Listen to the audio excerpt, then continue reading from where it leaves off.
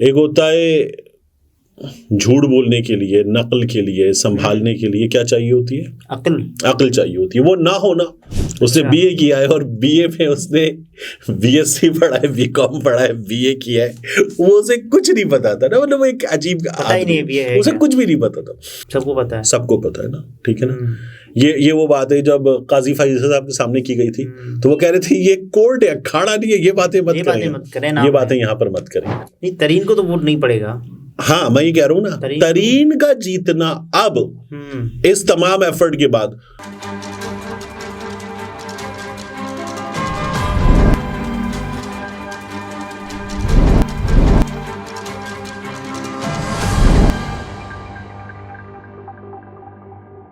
अस्सलाम वालेकुम, मैं हूं अब्दुल सत्तार। आप अलग न्यूज़ देख रहे हैं। तारिक मतीन हमारे साथ हैं। लोधरा NA-155 जहांगीर खान तरीन का आबाई हल्का इंतखाब, वहां से पाकिस्तान तहरीक इंसाफ की एक उम्मीदवार, उनके साथ क्या हुआ इस पर बात करेंगे। लेकिन इससे पहले आपसे दरख्वास्त है कि चैनल को सब्सक्राइब करें। सब्सक्राइब करने के साथ साथ घंटी ज़रूर बजा दीजिए।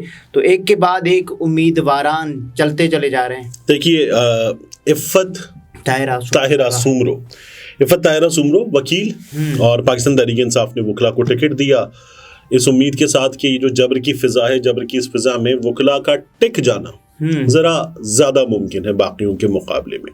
और ये स्ट्रेटजी बड़ी हद तक आम लोगों के मुकाबले में काम कर भी गई। फिर भी कुछ लोग गायब हुए, जैसे उमर तनवीर भट्ट हैं। उमर तनवीर भट्ट जो है वो नौजवान रहनुमा भी, वकील भी, लेकिन क्या हुआ, उमर तनवीर भट्ट जो है, ये जो आज लोग गए ना अडियाला, तो उमर तनवीर भट्ट जो है वो वादा माफ गवाहों में शामिल है। अच्छा। इमरान खान साहब के खिलाफ जो लोग गवाही दे रहे, या शेख रशीद साहब के खिलाफ जो लोग गवाही दे रहे हैं, अभी तक जो खबर आ रही है उसके मुताबिक, तो उसमें उमर तनवीर भट्ट भी शामिल होंगे और इसी तरह से कुछ दीगर लोग भी हैं।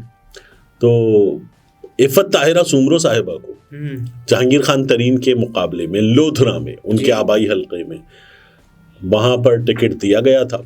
इनकी एक वीडियो आई थी जी।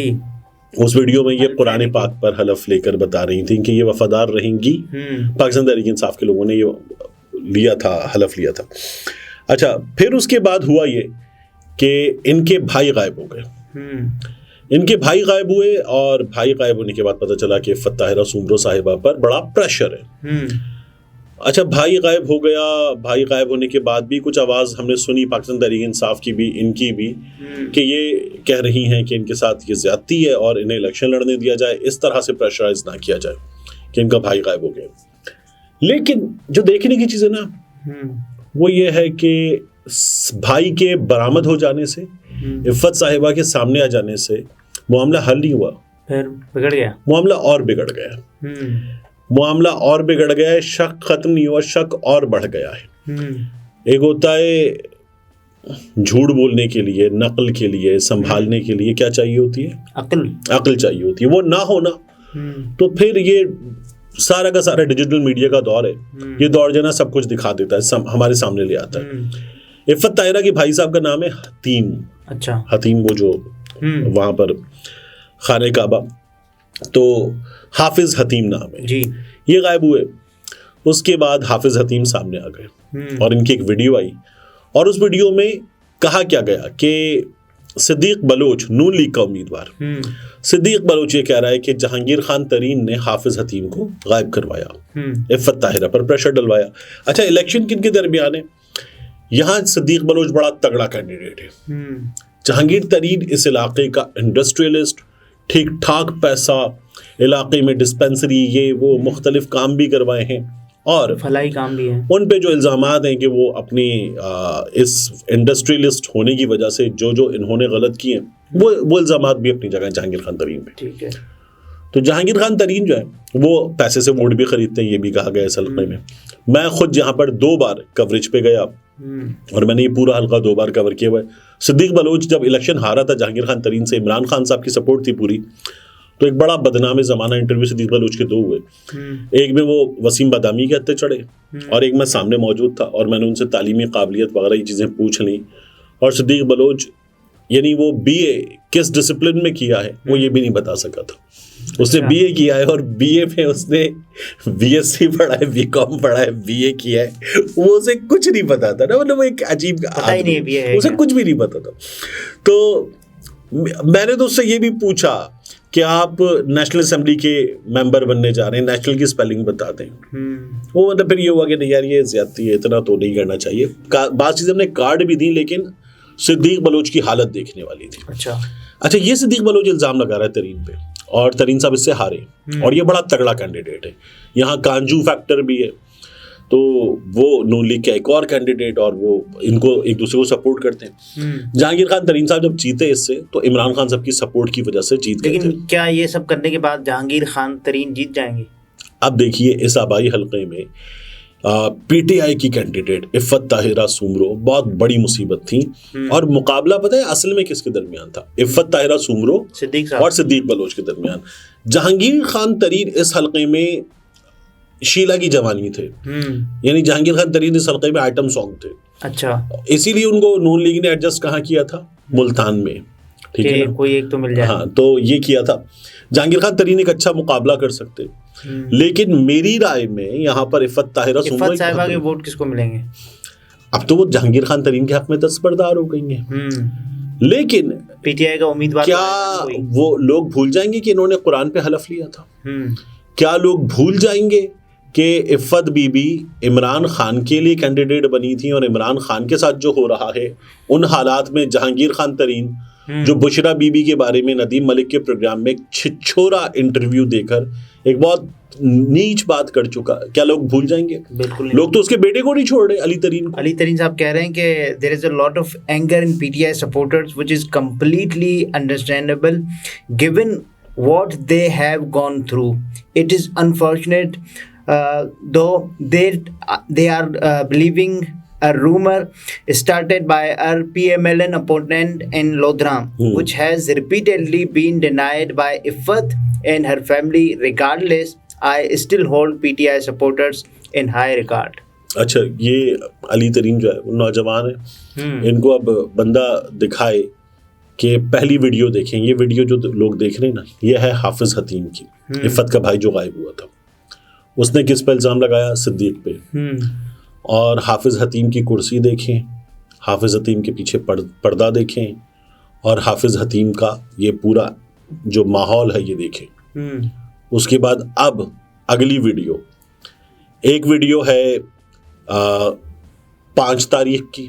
अच्छा, ठीक है, 5 तारीख की वीडियो देखें, इफ़त बीबी गिरफ्तार हो गई, गायब हो गई। और उसके बाद एक वीडियो है 6 तारीख की। ये 6 तारीख की इफ़त बीबी की वीडियो, जिसमें वो कह रही है वो तरीन साहब को सपोर्ट कर रही हैं। अब इफ़त बीबी के पीछे पर्दा देखें, इफ़त बीबी की कुर्सी देखें, ये माहौल देखें।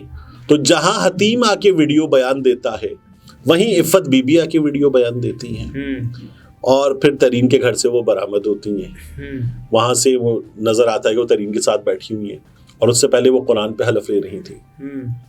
इफ़त बीबी का वोट ना मिले, ठीक है, ये हलका, इससे पहले क्या हुआ था, यहाँ से 2 लोग दस्तबरदार भी करवाए गए, इतना कुछ करवाया गया, ठीक है ना।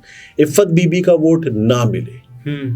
अच्छा, इफ़त साहिबा के होते हुए क्या पाकिस्तान तहरीक इंसाफ जीत सकती थी? मैं तो कह रहा हूँ अब यहाँ से सवाल एक जीत भी सकती थी, ठीक है, लेकिन इससे पहले तो पीर इकबाल वाला मामला था ना।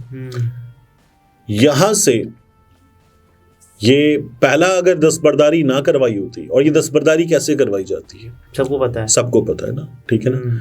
ये वो बात है जब काजी फैसल साहब के सामने की गई थी, तो वो कह रहे थे ये कोर्ट है, अखाड़ा नहीं है, ये बातें मत करें, ये बातें यहाँ पर मत करें।